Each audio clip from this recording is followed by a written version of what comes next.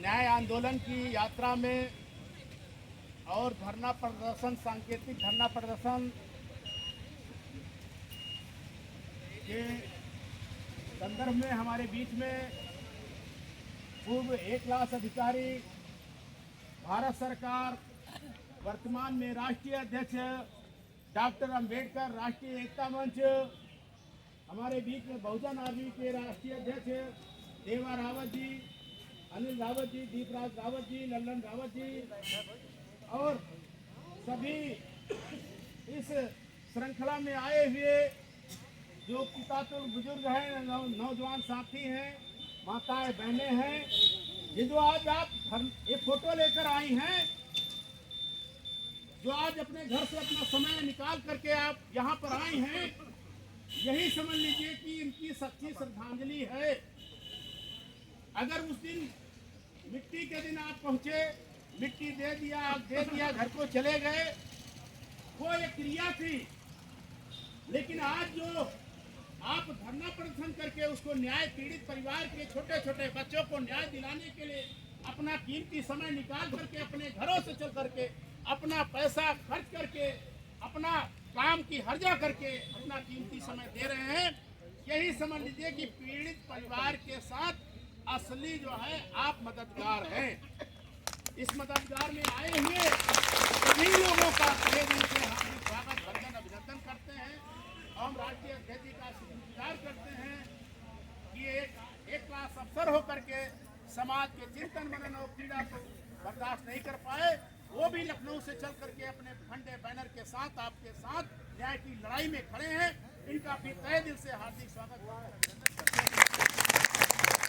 उनकी परिस्थितियां होती हैं, जिंदगी तथागत बुद्ध ने कहा है कि जो जन्म लिया है वो मरेगा, लेकिन कारण मरने का अलग अलग होता है। कोई हमारा देश के लिए शहीद हुआ, वीरांगना उदा देवी फांसी 36 अंग्रेजों को मार करके शहीद हुई, वो मरना अलग हुआ। शहीद भगत सिंह देश की आजादी के लिए हंसते हंसते फांसी पे चूम गए, फांसी के फंदे को चूम करके मर गए, वो मरना अलग हुआ। फूलन देवी के साथ लोगों ने रेप किया, 21 लोगों के साथ, अगर वो पीड़ित असहाय होकर के अपनी आत्महत्या कर लेती, अगर प्रतिशोध की आग उसके मन में जगी कि हजारों महिलाएं रेप के शिकार होकर के, वो कहार समाज पिछड़े जाति की थी, गरीब थी, उसके साथ इसके फायदा उठाकर 23 लोगों ने रेप किया। लोग हंसते रहे, लोग सहमे रहे, उसकी असमत बचाने को कोई नहीं आया। तब उसके मन में आया कि हम मरेंगे नहीं, उनसे बदला लेंगे, और वो चली गई जंगलों में, गैंग बना करके उन अपने साथ जो है बलात्कारियों को खड़ा करके लाइन में 36 लोगों को मारने का काम किया। ये आत्मरक्षा, आत्मस्वाभिमान का जो अधिकार है कि हमारी असमत, हमारी इज्जत, हमारी जान पे कोई, हमारी संपत्ति कोई आंख उठाएगा तो हम वहाँ उसकी आंख फोड़ने का अधिकार भारतीय संविधान बाबा साहब डॉक्टर B.R. अम्बेडकर हमको देते हैं। यदि हमारे घर में डकैती पड़ जाए, हम चौराहे पे जा रहे हैं, कोई हम आपको छीन ले, रोक ले, कट्टा लगा दे, तो हमारे जेब में अगर चक्कू हसिया है तो उससे हम उसकी अगर अपनी असमत और अपनी जान बचाने के लिए हसिया निकाल करके उसका गला भी काट दे, ये गला काटने का भी अधिकार हमको देता है। लेकिन जो डॉक्टर के लापरवाही के कारण पैसा जो डिमांड की गई अस्पताल के द्वारा, आयुष्मान कार्ड भारत सरकार ने जो है सबको उपलब्ध कराया। मोदी जी चिल्ला चिल्ला कर कहते हैं हर आदमी का 5 लाख का इलाज फ्री होगा।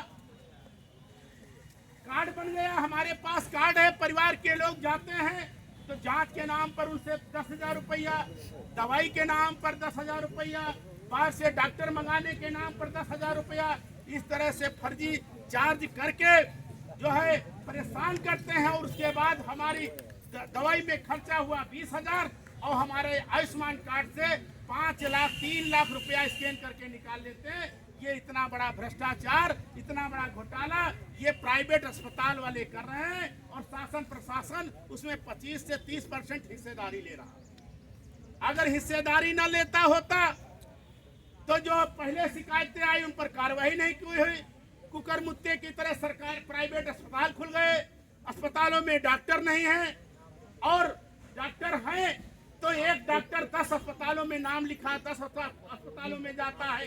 कंपाउंडर तक के तो अस्पताल खोले हैं, कंपाउंडर तक अस्पताल खोले हैं, 40, 50, 60% तक वापसी लेते हैं। पीड़ित आदमी वो कमीशन के चक्कर में, दवा का कमीशन, आशा बहू का कमीशन, जो एजेंट ले गया उसका कमीशन, जांच का कमीशन, डॉक्टर का कमीशन देते हुए मात्र जब एक बार इंदिरा राजीव गांधी ने कहा था कि 10 रुपया भेजते हैं तो 10 पैसा केवल पहुंचता है। तो उसी तरह अगर हमारे इलाज में 1 लाख रुपया अस्पताल ने लिया तो ये मानिए कि आपके ऊपर केवल 5,000 रुपया, 10,000 रुपया खर्च हुआ और 90,000 कमीशन में चला गया। ये कमीशन का इतना बड़ा खेल प्राइवेट अस्पताल, निजी अस्पतालों के द्वारा किया जाता है। क्या शासन प्रशासन की आंखें खुली नहीं? सरकारी अस्पताल के डॉक्टर प्राइवेट में जाकर के रात में जो है ऑपरेशन करने का काम करते हैं, क्या प्रशासन को दिखता नहीं है?